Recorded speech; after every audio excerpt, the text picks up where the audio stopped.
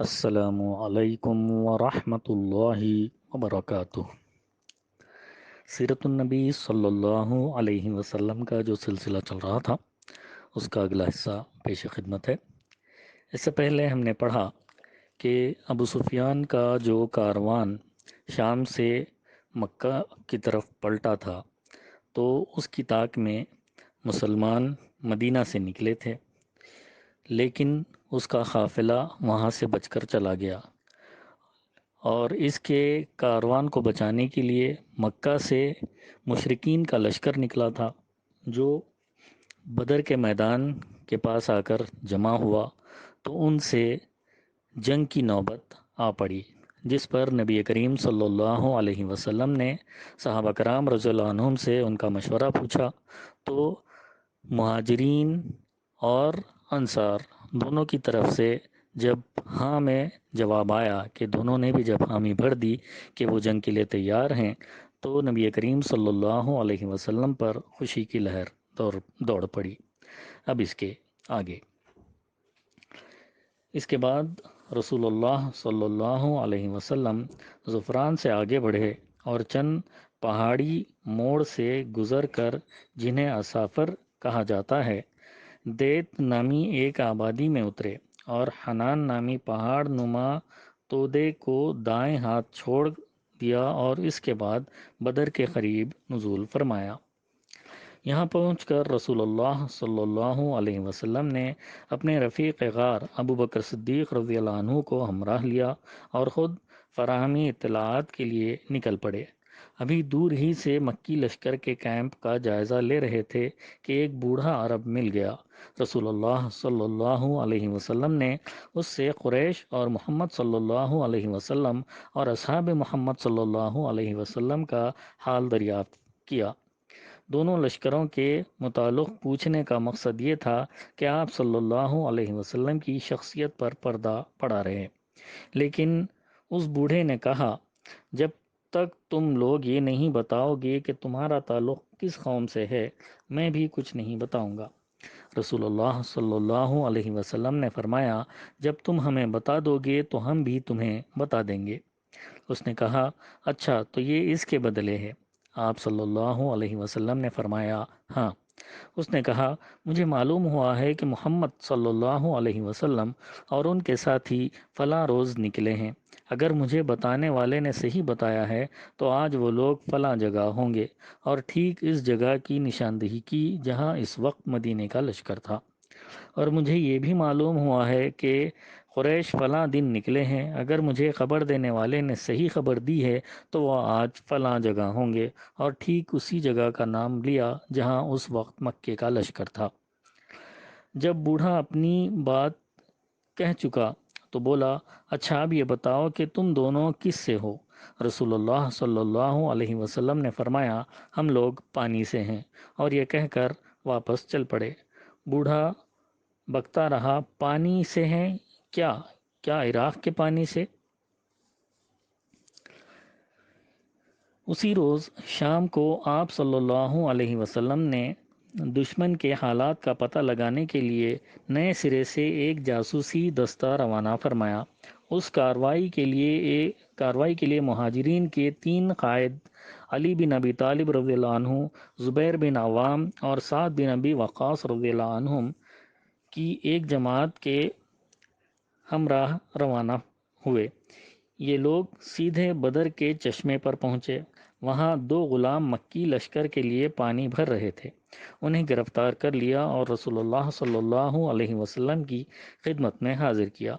اس وقت آپ صلی اللہ علیہ وسلم نماز پڑھ رہے تھے۔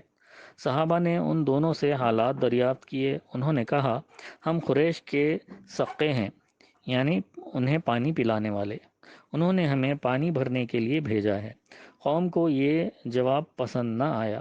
انہیں توقع تھی کہ یہ دونوں ابو سفیان کے آدمی ہوں گے، کیونکہ ان کے دلوں میں ابھی بچی کچی آرزو رہ گئی تھی کہ قافلے پر غلبہ حاصل ہو۔ چنانچہ صحابہ کرام رضی اللہ عنہم نے ان دونوں کی ذرا سخت پٹائی کر دی، اور انہوں نے مجبور ہو کر کہہ دیا کہ ہاں، ہم ابو سفیان کے آدمی ہیں۔ اس کے بعد مارنے والوں نے ہاتھ روک لیا۔ رسول اللہ صلی اللہ علیہ وسلم نماز سے فارغ ہوئے تو ناراضی سے فرمایا، جب ان دونوں نے صحیح بات بتائی تو آپ لوگوں نے پٹائی کر دی، اور جب جھوٹ کہا تو چھوڑ دیا۔ اللہ کی قسم، ان دونوں نے صحیح کہا تھا کہ یہ قریش کے آدمی ہیں۔ اس کے بعد آپ صلی اللہ علیہ وسلم نے ان دونوں غلاموں سے فرمایا، اچھا اب مجھے قریش کے متعلق بتاؤ۔ انہوں نے کہا، یہ ٹیلا جو وادی کے آخری دہانے پر دکھائی دے رہا ہے، قریش اسی کے پیچھے ہیں۔ آپ صلی اللہ علیہ وسلم نے دریافت فرمایا، لوگ کتنے ہیں؟ انہوں نے کہا، بہت ہیں۔ آپ نے پوچھا، تعداد کتنی ہے؟ انہوں نے کہا، ہمیں معلوم نہیں۔ آپ صلی اللہ علیہ وسلم نے فرمایا، روزانہ کتنے اونٹ ذبح کرتے ہیں؟ انہوں نے کہا، ایک دن 9 اور ایک دن 10۔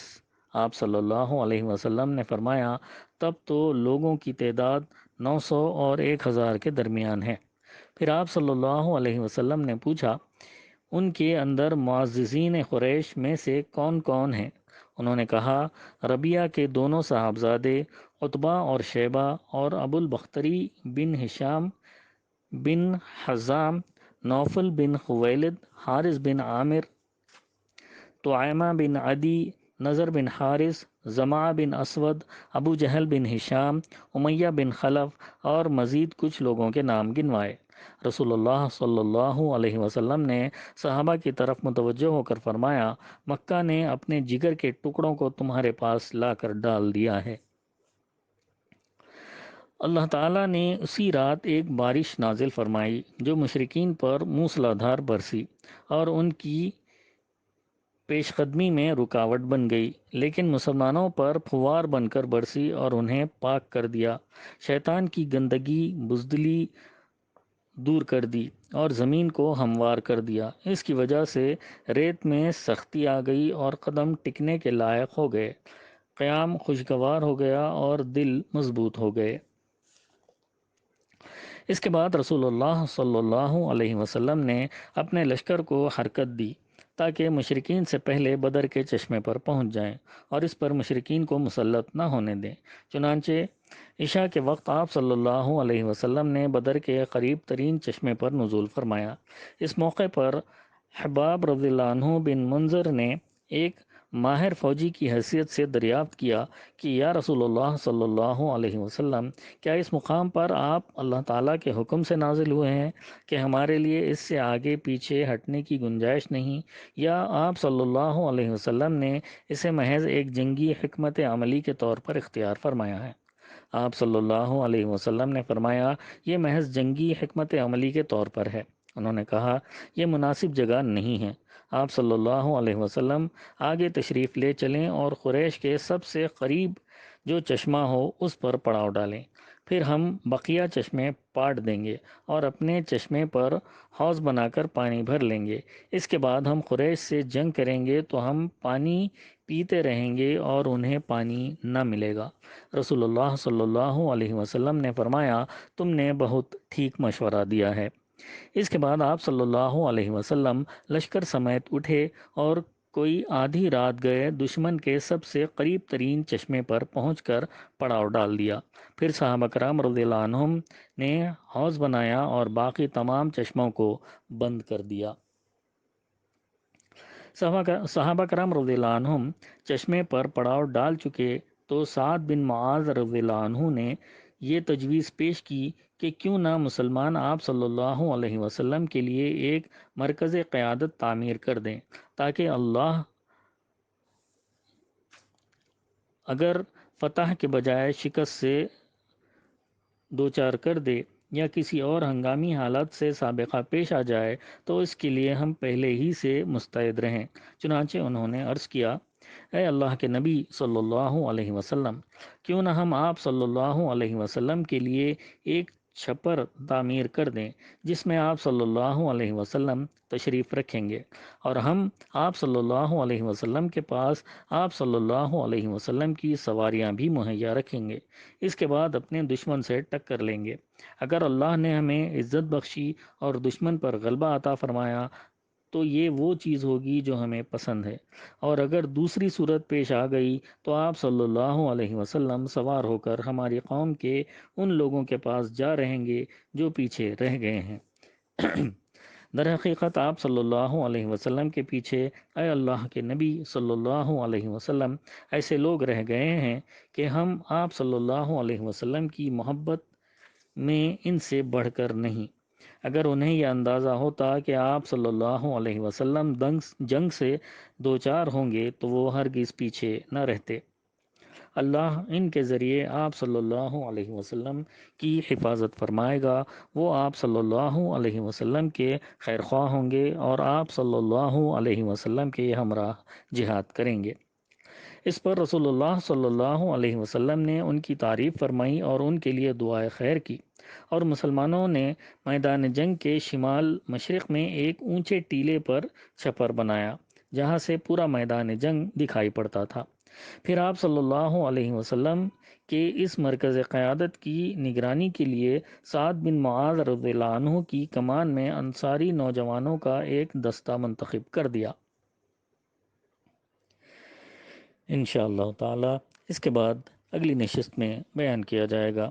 اللہ تعالی ہم سب کو نبی کریم صلی اللہ علیہ وسلم سے جیسی محبت کرنی چاہیے ویسی محبت کرنے والا بنائے، اور نبی کریم صلی اللہ علیہ وسلم کے نقش قدم پر اپنی زندگیوں کو گزارنے والا بنائے۔ آمین ثم آمین، وآخر الدعوانا ان الحمد للہ رب العالمین۔